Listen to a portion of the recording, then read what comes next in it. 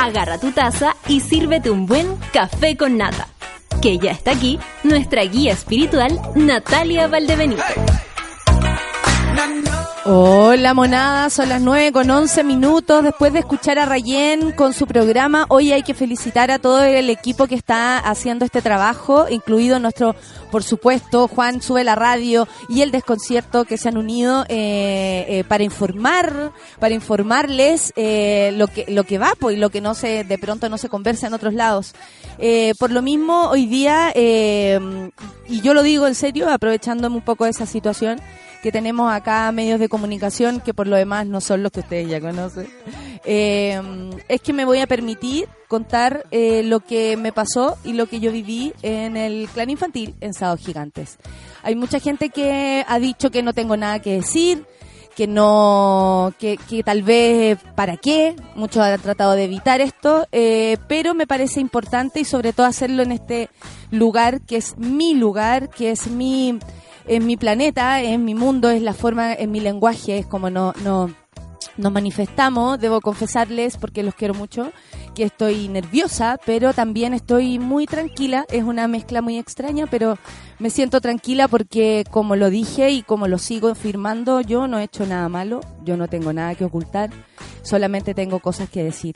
Y con eso para adelante, espero que quienes han estado en mi situación sepan cómo me siento, y por lo mismo les pido el aguante, y al mismo tiempo quiero que sientan que yo también estoy con ustedes. Así que en un rato más vamos a proceder a eso. La forma la vamos a explicar también, y nada, pues ahora vamos a escuchar música. Va a ser un programa distinto porque también vamos a aprovechar de estar con la Rafa, que es cuando viene hoy. Vamos a aprovechar su día y vamos a hablar de esto en términos terapéuticos, psicológicos, para aprender. Esta también es una herramienta para aprender. Así que vamos a hacer todo ese trabajo esta mañana, y espero que estén atentas y atentos desde el otro lado. No sin antes agradecerles todo el apoyo que ustedes dan, todo el apoyo que ustedes me brindan, todo el amor, toda la credibilidad, todo eso que de pronto se necesita para hacer estas cosas. Así que nada, vamos a empezar con Imagínate. ¿En serio?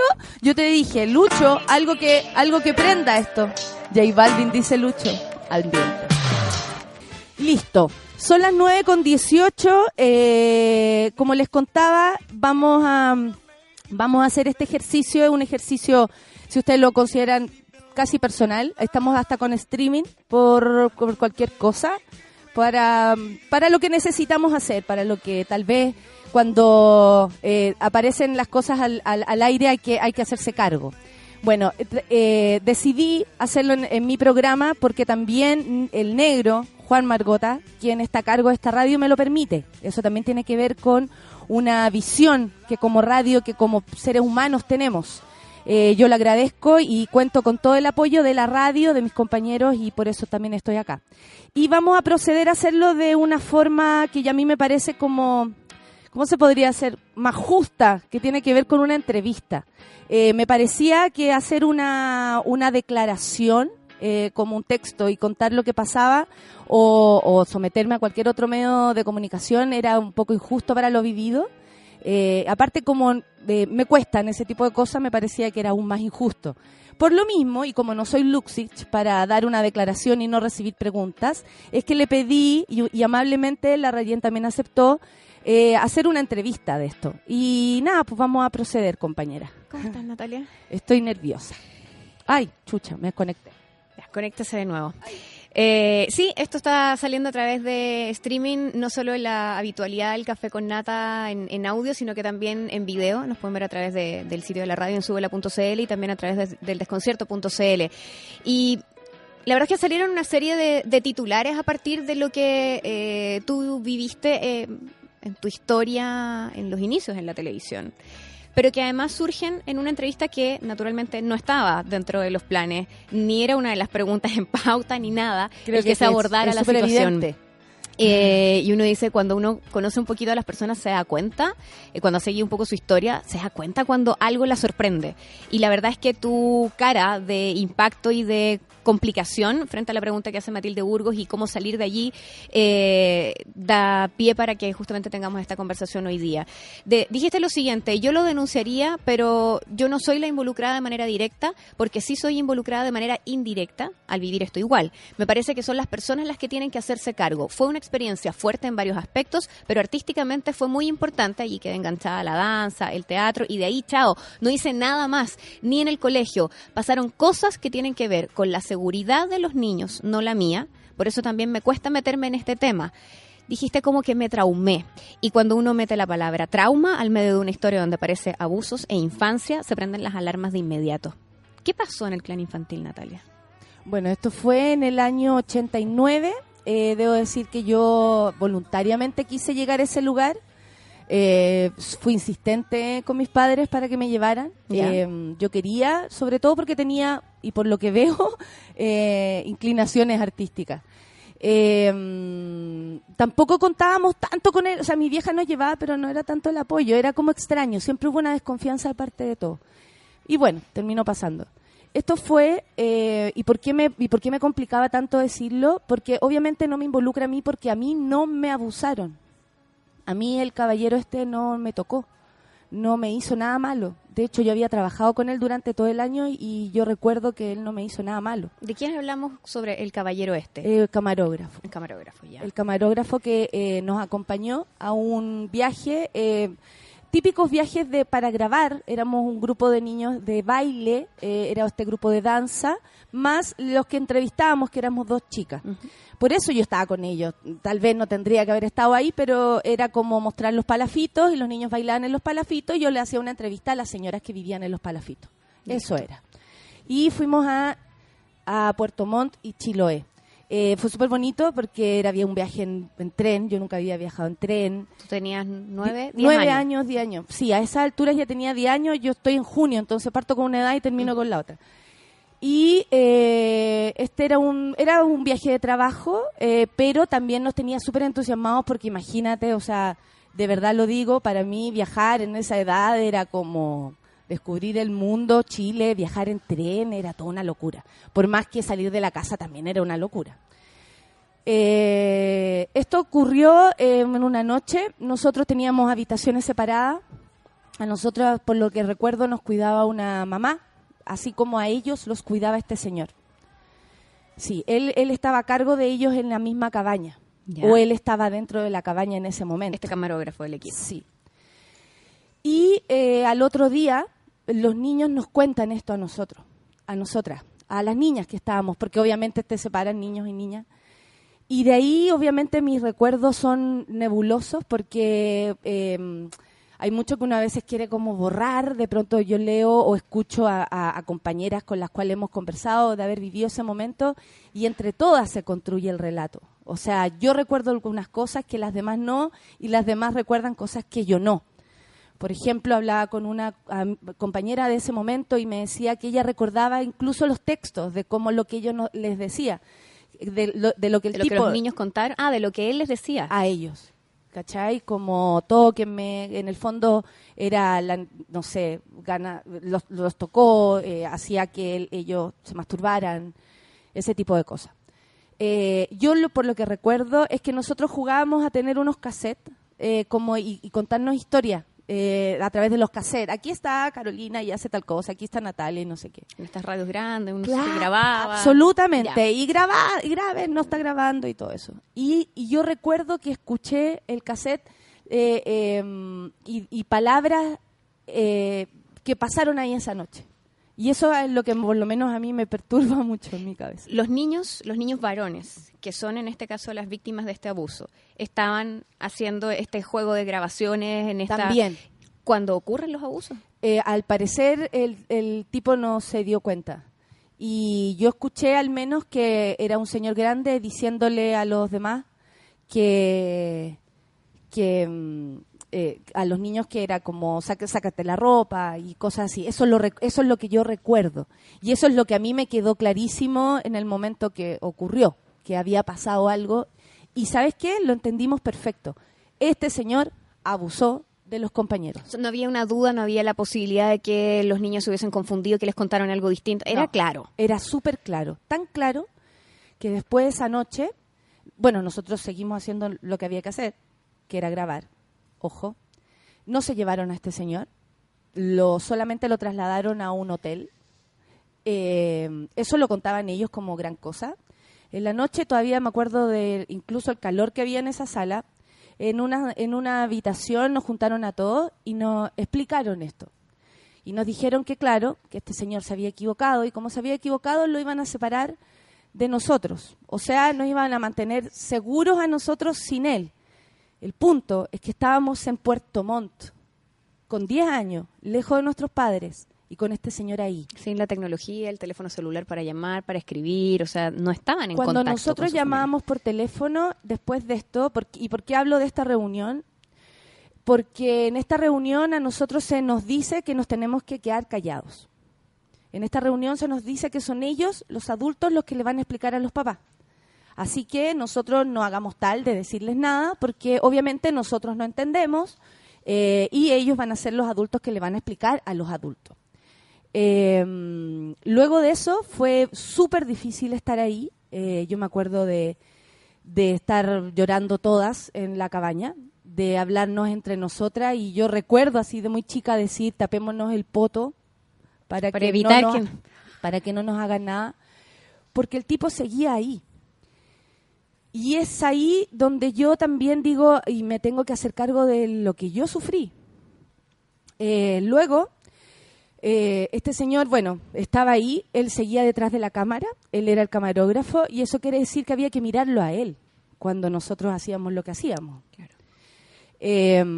Nos acompañaban a hablar por teléfono, no nos dejaban decir lo que pasaba. Yo me acuerdo que yo lloraba sin parar. Y estuve hablando con mi familia para recordar un poco lo que pasó, ¿no? Lo que les contaron. Lo que les contaron y lo que ellos tienen como sensación. Ya. Y pasan varias cosas. Primero, mis padres eran súper jóvenes, entonces recuerdan esto como muy parte también, y disculpen que diga la palabra, pero de la dictadura. El miedo instaurado, el miedo a hablar, el miedo a denunciar, lo que fuera. El miedo a lo que fuera. Entonces, por ejemplo, mi padre y mi mamá se acuerdan que yo cuando bajé del bus, yo venía rara. Yeah. Que pasé unos días muy extrañas, que estaba triste. O sea, tú te bajas del bus y no le cuentas a tus padres de inmediato lo que había pasado a propósito de esta instrucción que les da la persona de producción del equipo. Dice, ustedes no digan nada porque vamos a hablar nosotros con sus padres. O sea, tú llegas a Santiago y no le cuentas a tus papás. No les conté. Y yo creo que eso era lo que me tenía muy mal. Seguro, claro. De hecho, hablé con una amiga, con mi amiga Francisca, que somos amigas desde que nacimos casi, y ella recuerda que yo estaba muy enojada. Como esa es su visión de mí, que yo estaba enojada porque había tenido que callar. Dicen mis viejos que yo estaba muy inquieta, y de ahí para adelante, claro, que es lo que vamos a hablar después, ahora entiendo por qué tantas cosas. Luego de esto pasan unos días, no me acuerdo tal, disculpen, tenía 10 años, llamaron a los papás a una reunión y les contaron todo, y ahí es donde entra mi mamá, porque ella fue la que fue a la reunión. Y ella recuerda esto como que ya estaba todo hecho. Como que a ellos les contaron esto, pero ya una vez hablado con los padres, de los niños involucrados. Porque quiero decir, fueron niños, hombres, no fueron mujeres. No son mis compañeras. Y a mí siempre lo que más me perturbó de todo esto era, y de verdad no lo hice antes, esto de hablarlo. Primero porque yo creo que no estaba lista, pero también era porque expongo la historia de gente que no soy yo. Y te juro que eso me torturaba por 2 motivos. Primero, porque era como que no estoy haciendo nada por ellos. Uh-huh. Y segundo, es como, ¿quién soy yo para sacarlos a ellos de este closet atroz, horrible? Y eso es lo que me ha perseguido todo este tiempo. Natalia, es muy difícil y en eso hacerlo. Aparece también la sensación de que si no lo dices, de alguna manera pasas a ser cómplice de ese secreto. Sí, hubo un tiempo que también lo sentí, pero gracias a que muchas personas, y por ejemplo, no sé, gente tan visible que hace sus declaraciones y hace su denuncia, hacen que uno empiece a entender qué lugar ocupas tú en el abuso. Porque nosotros también fuimos abusados al tener que pasar tiempo con ese tipo ahí. ¿Y cuando te acuerdas con miedo? Sabes que mi hermana me decía que desde ahí en adelante yo fui la niña miedo. En la noche lloraba, todas las noches. Todas las noches había que asistirme, muchos años. O sea, no recuerdo hasta cuándo dormí bien. Y yo creo que tiene que ver con eso. Puede ser, entre otras cosas, lógicamente. Pero yo honestamente mi universo de personas que me rodea es tan saludable para mí. El amor de mis padres, de mis abuelos, de mis tíos. Es como que yo no hubiese tenido la posibilidad de conocer esto si no me hubiese involucrado con estas personas. Natalia, yo no quiero ahondar en la sensibilidad que tiene esto en ti en particular, porque me parece que también es abusivo cuando una persona que ha pasado y ha vivido una historia así se enfrenta en un espacio tan expuesto como este a contarlo, y que naturalmente los recuerdos implican también emociones. Quiero tratar de volverte al relato de lo que ocurrió, retomando en cuando se junta la producción del programa con tu mamá, en este caso, para decirle lo que pasó, y estaban todos los papás allí. Sí. ¿Qué ocurre luego de eso? ¿Tu mamá tomó una decisión, te preguntó cosas, porque ustedes tú no le habías contado lo que había pasado? ¿Se entera en ese momento? Sí, ¿Qué pasó llegó a allí? la casa y te podrás imaginar lo que puede sentir una madre. Yo no soy mamá, pero la culpa la conozco. Y ella, eso era lo que más repetía. De hecho, con mi hermana ayer hacíamos ese recuerdo de ella habernos sentado, hablarnos de lo malo que era el mundo, pedirnos disculpas, asumir que ella no estuvo ahí encima, exceso de confianza, no conocer realmente este tema.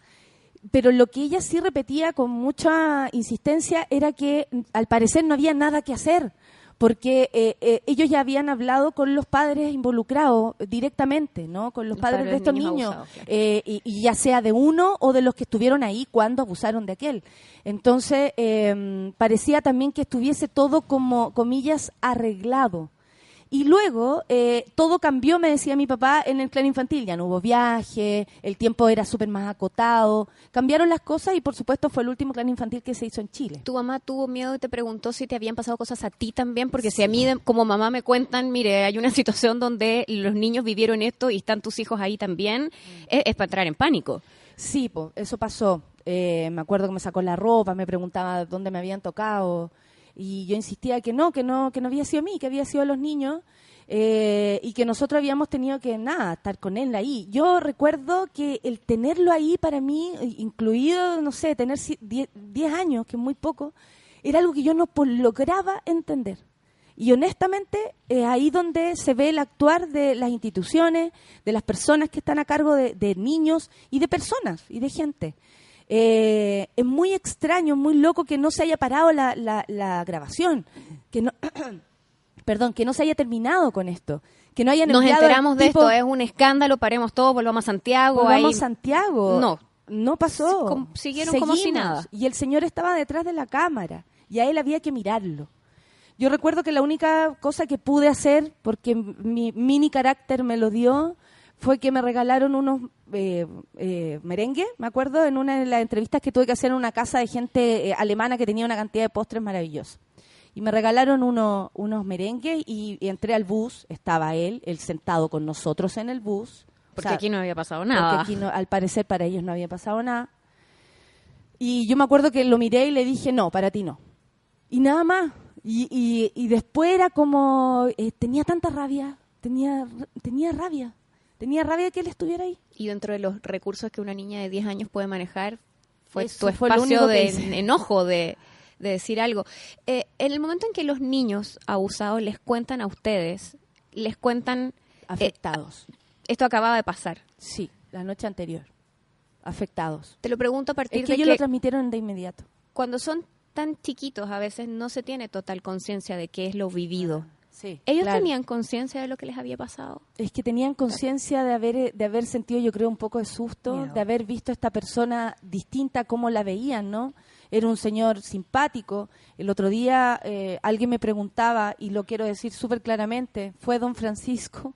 Por supuesto que no. Para abusar de niños hay que tener confianza, hay que estar ahí. En una relación Y este estrecha. señor estaba allí con nosotros, como todos los productores y productoras y y la tía que llevaron para cuidarnos, que fue la que me tuvo que asistir en la noche que yo no paraba de llorar.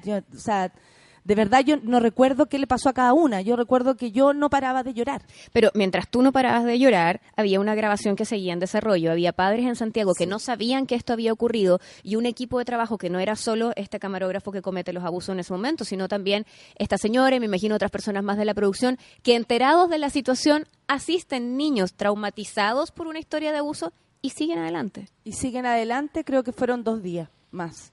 Con viaje incluido, con el tipo en el auto, en el tren, con todo, con el tipo ahí. Y mirar a la cámara, yo me acuerdo de eso, como que yo trataba de mirar para un lado, no sé, era muy extraño verlo a él desde el otro lado. Es muy extraño que asuman un abuso, que te lo cuenten. Oye, tal persona se equivocó, le hizo esto a los niños, pero ahora nos vamos a quedar todos callados. Eso fue lo que nos dijeron, porque nadie dudó y nadie dudó que hubiese habido un abuso. Nadie, todos sabíamos ahí que ahí pasó eso. Nadie nos trató, por ejemplo, de embolinar la perdiz. Nadie nos trató de engañar. Es que estaba jugando, es que no, era demasiado, claro. Era clarísimo. Los niños hablaron clarísimo en ese momento.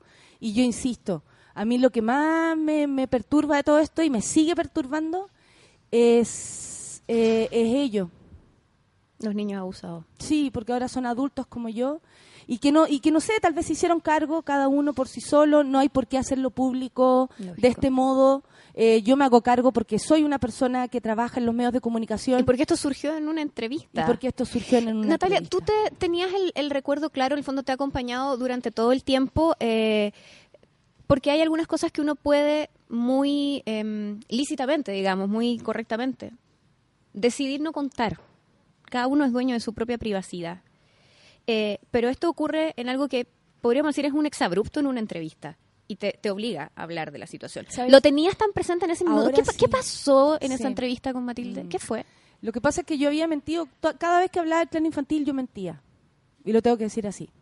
Y mentías porque existe este recuerdo. Pero además de eso, porque existe este amor, cariño, no sé, colectivo de Sábado Gigante, gran programa, y entonces el clan infantil no hay que dañar esa imagen. Digo por lo que se ha dicho en otros lugares también después. ¿Tú tenías esa misma idea de si yo cuento esto voy a dañar no solo a los involucrados, sino la imagen de un programa que la gente quiere, no me van a creer o qué sé yo?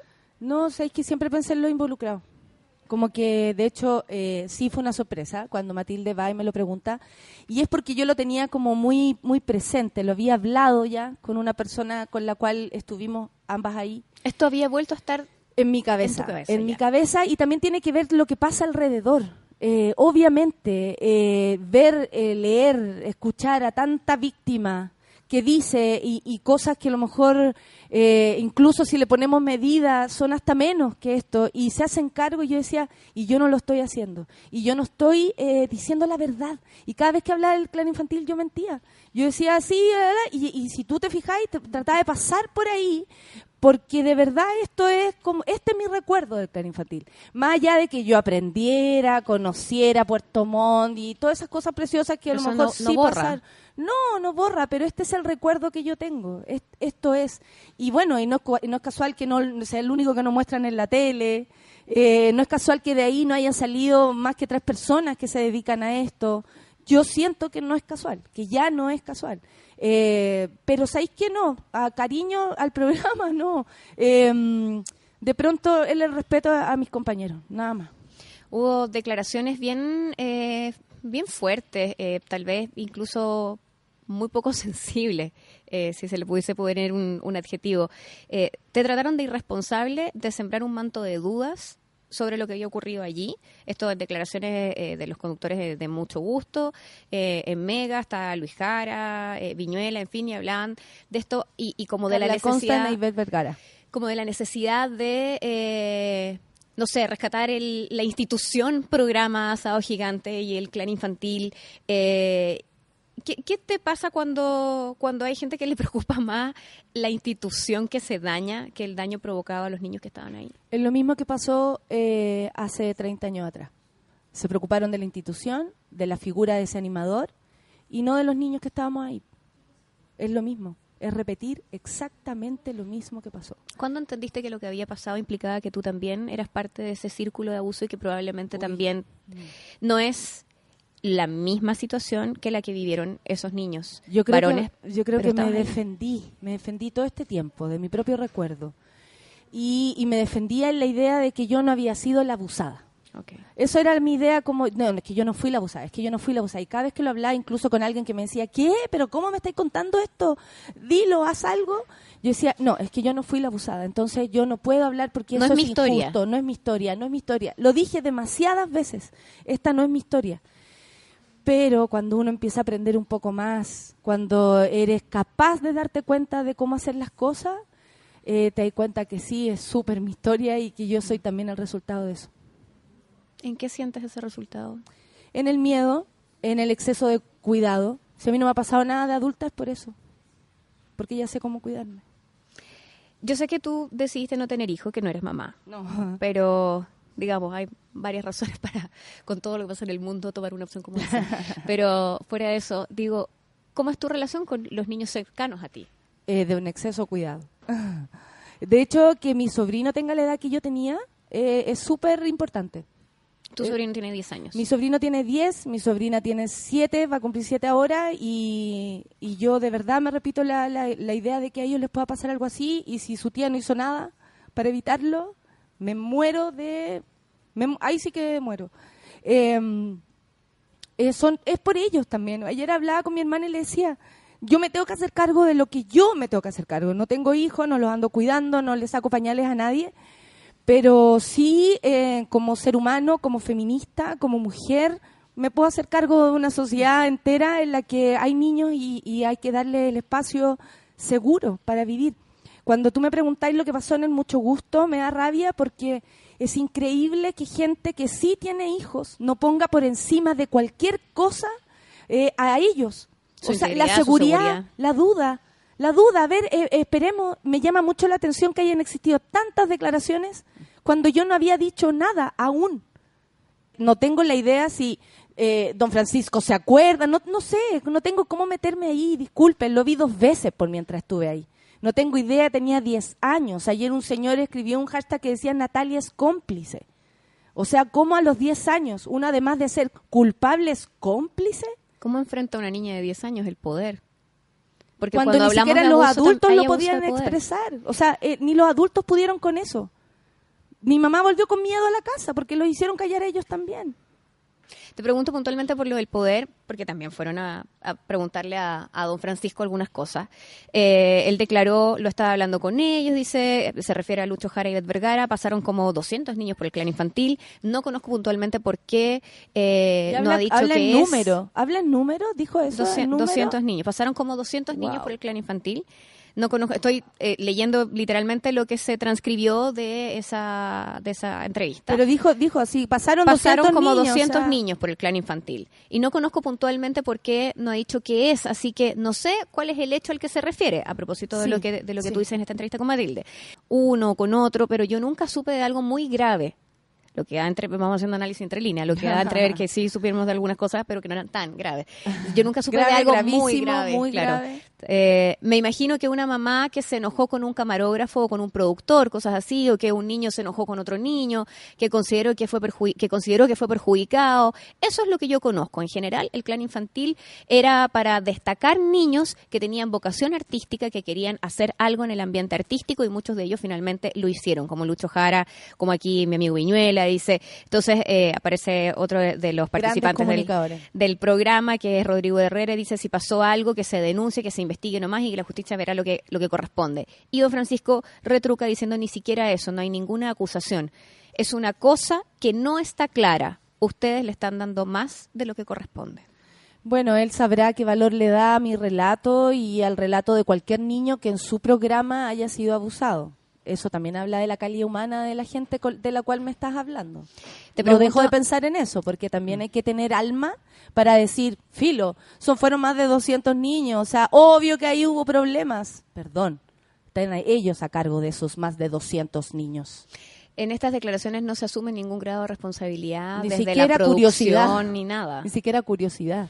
Si yo sé que en mi producción no pasó algo, mínimo que me interese saber lo que pasó. Sobre todo si hay niños involucrados. Y sobre todo si ahora hay este chantaje, y que lo digo así, chantaje emocional hacia mi persona con lo de la Teletón. Porque fíjate que es por eso iba niños. cuando te preguntaba sobre si has sentido el poder. Es por niños que se hace la Teletón. Y si alguien cree en esa institución, que por lo demás yo sí creo en la institución, más no en el show, y todo eso que se arma esos días, deberá saber que a los niños se les protege en todos los ámbitos. O sea, a los discapacitados sí, ¿por qué? O sea, porque no lo dudo de las razones, de las necesidades, pero el por qué se elige, el por qué no le das la misma importancia si vas a hablar de la Teletón a un programa. O sea, perdón, están hablando de niños y filo con esos 200 y tantos que parece que fueron abusados, pero total no importa porque no es grave. Yo no te voy a preguntar por qué decidiste hablar de esto ahora, porque vamos a pasarle el dato a los colegas comunicadores que cuando una persona ha sido abusada o bien ha sido parte de un entorno donde los abusos ocurren, las cosas se cuentan cuando se pueden contar y los procesos de cada uno son tremendamente diferentes. Hay gente y hay investigaciones al respecto que dice que se pueden demorar 40 años en hablar acerca de lo pasado o más. Incluso hay gente que no lo asume porque no puede nunca. Pero te quiero preguntar si ¿hubo algo en particular que gatillara esta situación? Algo que te dijera, no puedo más, lo tengo que decir ahora.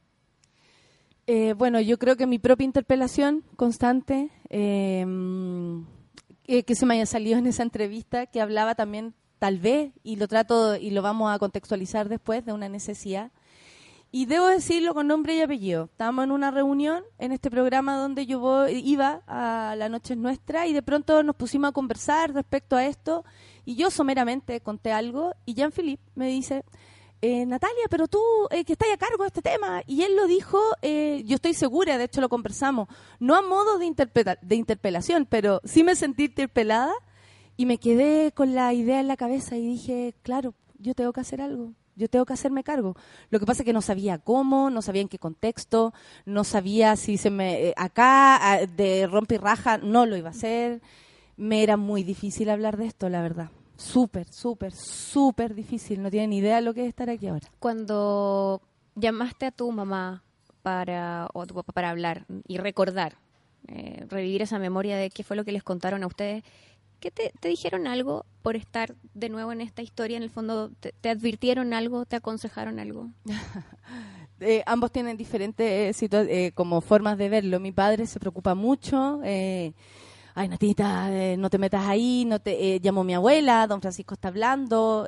Obviamente todo el mundo lo quiere mucho. Entonces, esto significa que casi que yo estoy haciendo algo en contra de alguien, cuando la verdad es que estoy haciendo algo a favor, que es distinto.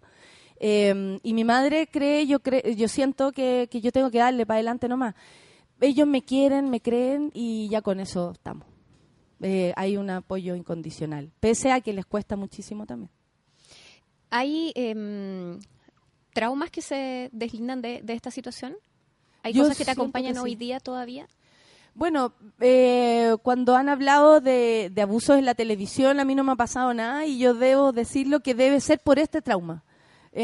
No lo digo porque yo sea muy capi y sea capaz de defenderme en relación a ti que no lo eres tanto, para nada. Yo sí sé o sentía que sabía en algún momento cómo funcionaba la cosa o a mí nadie se sobrepasado conmigo, es porque tengo este trauma de desconfiar, de no quedarme a solas con nadie en una habitación, de por ejemplo... Yo trabajé con niños, fui coach en un programa que se llama Pequeños Gigantes, de la cual ya todavía soy coach. Tengo una relación y tuve una relación súper importante al estar ahí. Me involucré de la manera más bonita, que también a través de los papás. Veía a sus papás, veía a los niños que no van con papá. Y cuánto uno también puede influir y ese poder que de pronto tienen los adultos en los niños. Así que he aprendido también a cómo relacionarme con ellos gracias a este trauma. Le debo mucho a este trauma también. Cuando tú te relacionas con niños en ese espacio como coach, y mencionas recién niños que iban con los papás, los que no, me imagino que debe ser imposible obviar el recuerdo de ese clan infantil donde estabas tú, donde había otros niños más, donde seguramente también algunos iban con papás, otros sin. Sí. Yo siempre fui con mi madre. Debo decir que esto fue una insistencia mía. Después era como, Natalia, ¿te quieres retirar? No, debo seguir hasta el final. Era una weá, no sé, parte del trauma, yo creo. ¿Y seguiste después de lo que pasó? Sí, pero después como que se diluyó, como que terminamos el año y chao. Fue como, de verdad que después de esto todo se rompió. Por eso es raro que digan ahora, y yo entiendo, después de 30 años puede ser que no te acuerdes, solo que hay que hacer un esfuerzo. Pero es raro que digan, hey, no pasó nada, no me acuerdo de nada, si ese fue el último Claro Infantil que se hizo en Chile. Y eso es por esta razón. Y digamos, había niños abusados, pero quienes tomaron las decisiones fueron adultos. Exactamente. ¿Ves una diferencia a propósito de también el cambio en los tiempos? Tú mencionabas hablar de esto hoy día con la cantidad de casos que también han salido es distinto. Hay un escenario tal vez en la masa crítica en general de mayor sensibilidad o de tener, no sé, oídos más dispuestos a entender estas historias, a acogerlas y a creer en aquellas. Pero cuando miras también el que esto ocurre en los 80, tú decías, la dictadura es una marca importante sobre el miedo de decir cualquier cosa. Eran padres niños, eran jóvenes la tele con era miedo. muy poderosa, la imagen de Don Francisco, el Claro Infantil, una marca impresionante. O sea, y qué si sé yo. ahora, imagínate, se siente ese poder, imagínate en esos tiempos. Lo digo justamente para entregar el contexto necesario para entender que si hoy día uno dice un niño de 9 o 10 años capaz que no le pasa lo mismo o que tienen otras características, que están más conectados, que qué sé yo. ¿Hace cuánto estamos hablando? ¿30 años atrás? Casi 30 años atrás. 30 años atrás. Las cosas eran bien distintas. Los niños eran más niños, había mucho menos acceso a muchas cosas, tal vez había padres menos presentes, menos Menos vivo. claro, Menos avispado con el tema. con menos información también Sí, sobre lo que pasaba. Sí, sí. O sea, de hecho, en eso recalcaba siempre la culpa de mi vieja. Como no soy lo suficientemente inteligente para entender cómo funciona el mundo y mis hijos están ahí. ¿Cachai? La culpa constante de ser un joven crecido, criado en dictadura, donde de verdad no sabían ni lo que era decir la opinión en una mesa de su propia casa. Entonces sí, el otro día esto apareció el domingo, fue la entrevista con la Matilde, apareció el domingo. La entrevista se trata de un montón de cosas, pero este fue el tema que se tomó en un momento en realidad. Y en la mañana en Estado Nacional estaba Jaime Concha. Víctima de Cristian Preg y ha sido súper vocero e importante en la lucha de los abusados por los hermanos maristas, algunos por supuesto. Y Jaime dijo, a propósito de las dudas de la mesa o de las preguntas de Carlos Larraín y todo eso, Aldo Cornejo, dijo, el abusado o quien haya pasado por esto habla cuando puede, no cuando quiere. Te juro que cuando lo escuché, para mí fue un abrazo. Fue como, puta, sí, entonces ahora puedo. Entonces ahora pude no mentir nunca más en una entrevista. Si eso era, yo mentía. Y después no pude más, no mentí más. Eso nomás fue. No lo quise decir ahí porque era demasiado grande, no me podía hacer cargo, necesité una semana para esto.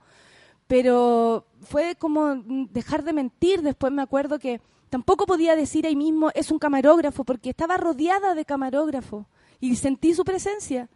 Y fue como raro, como, ¿puedes decir quién fue? Y yo, había gente a mi alrededor que estaban con cámara en las manos y decía un camarógrafo y de esa manera tan superficial tal vez, sin el contexto. Nombre, apellido, qué sé yo.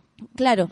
¿Por qué no me refiero a su nombre? Porque quiero ser súper seria. Yo solamente recuerdo, y esa es mi visión, que se llamaba Miguel.